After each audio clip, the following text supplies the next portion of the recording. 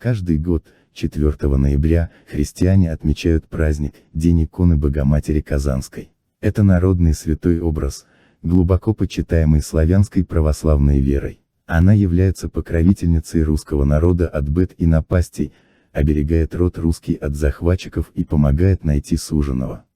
Образ Богоматери исцеляет больных, слепым возвращает зрение и помогает оградить родную землю от врагов. С торжеством иконы Казанской, 4 ноября, связано много христианских примет и обычаев. Традиции этого дня.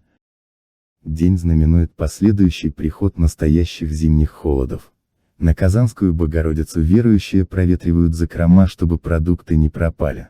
С Казанской Богоматерью связаны строительные и земельные работы верующих. Традиция имеет древние корни. До этого дня всякий крестьянин и рабочий старается закончить строительство или убрать урожай. Икона Казанской Богоматери является заступницей женщин. Согласно церковным канонам, именно 4 ноября православные женщины проводят много обрядов, связанных с родными и близкими, с домашним достатком и семейным благополучием. В этот день хлебом и солью встречают мужчин с заработков. На праздник в каждом доме наводят порядок, накрывают столы и подают праздничные кушанья. По поверью, на 4 ноября не рекомендуется планировать дальние путешествия. Примета связана с прогнозируемыми погодными условиями. Если погода в этот день обрадует дождем, к вечеру будет снежно, поэтому приехать быстро не получится. Православные на праздник Казанской Богоматери приходят в церковь, чтобы попросить благословения для себя и близких возле образа и поставить свечку. После божественной литургии верующие отправляются в крестный ход. С образами святой на руках православные обходят город, таким образом создавая круг Божьей защиты и покровительства поселения от вражеских захватчиков. Какие же приметы на погоду в этот день? Ожидание дождя на праздник Казанской иконы напрямую связан с приметой покровительства Богоматери. Считается, что дождь – это слезы Всевышнего. Если 4 ноября пошел дождь, Пресвятая Богородица молится за православных, просит у Бога прощения за их грехи и хорошего урожая в будущем году. Славяне верят, что день 4 ноября знаменует рубеж между встречей осени и зимы. Поэтому если утром идет дождь, то к вечеру погода изменится на более холодную, вода замерзнет, и будет идти снег. Если 4 ноября день прошел без осадков, то год будет тяжелым. Говорят, если на Казанскую с утра идет дождь, то к вечеру жди снега. Кто выбрал в этот день отправиться в дальнюю дорогу, то быстрого возвращения не будет. Погода в этот день обычно не сильно холодная, но пробивает озноб и долго просто так не будешь на улице. Еще говорят так, какова погода на Казанскую, такова и зима будет. Если 4 ноября погода будет ясная, то и зима будет холодная. Если был хороший урожай и погреба полные добра, то возможно будет суровая зима. Поверье для девушек в этот день. По примете, 4 ноября также гадают на жениха. Незамужние женщины в этот ноябрьский день устраивают обряд по суженому. На восходе солнца девушки идут искать березовый лист, покрытый инеем. Если посмотреть в этот листок как в зеркало, можно увидеть суженого. 4 ноября незамужние девушки идут в церковь просить суженого у иконы Божьей Заступницы. Для этого надо взять 2 свечи, поставить возле образа Богоматери Казанской и произнести слова молитвы, осенить себя крестным знамением, поклониться и уйти домой. Важно не разговаривать ни с кем по дороге, иначе обряд потеряет действие. Для замужних женщин, волшебный листок зеркала, по примете, приносит красоту и омолаживает внешность. Существует примета, если глянуть в березовый листок замужней женщине, ее лицо станет краше и моложе. Другая примета в ноябрьский день иконы Пресвятой Богородицы Казанской связана с яблоками и медом. Из припасенных со Спаса освященных яблок и меда, девушки делают маску для лица.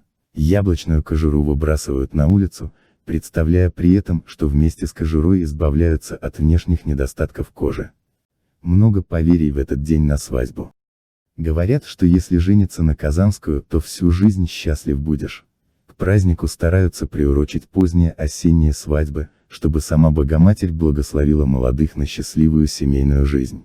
Если день дождливый, то молодожены проживут долгую и безбедную жизнь.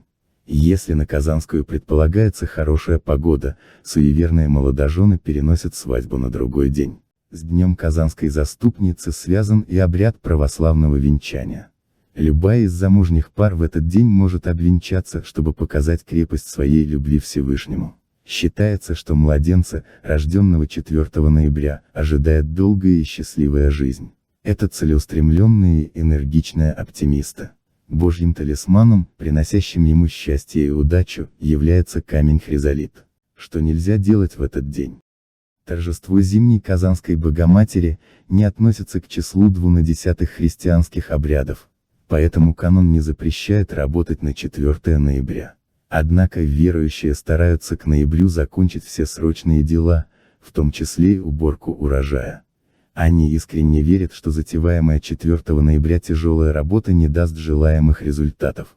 Расскажу из личного опыта: когда вырыли колодец для воды в этот день, то колодцем, в силу каких-то необъяснимых причин, не смогли пользоваться целый год. С этим ноябрьским праздником, по приметам, связано много женских обычаев. Икона считается женской заступницей, придающей им силу и укрепляющим тело, омолаживающей внешнюю красоту и исцеляющей недуги. Очевидность свидетельств об истинной вере православных в приметы 4 ноября еще раз доказывает действительность Божьего благословения иконы Казанской Богоматери. Те верующие, которые свято соблюдают христианские обычаи, всегда получают покровительство Всевышнего на себя, близких, семью и дом. Чудотворная икона творит немыслимые чудеса, исцеляя больных и оберегая поселение верующих. Люди знают, что все молитвы, произнесенные 4 ноября, будут обязательно услышаны Божьей Матерью. О Пресвятая Владычица Богородица, Царица небеси и земли, Высшая ангел и архангел и всея твари честнейшая, чистая Дева Мария, миру благая помощница, и всем людям утверждения, и во всяких нуждах избавления. Презри и ныне, Госпоже Всемилостивая, на рабы Твоя, Тебе умиленную душою и сокрушенным сердцем молящаяся.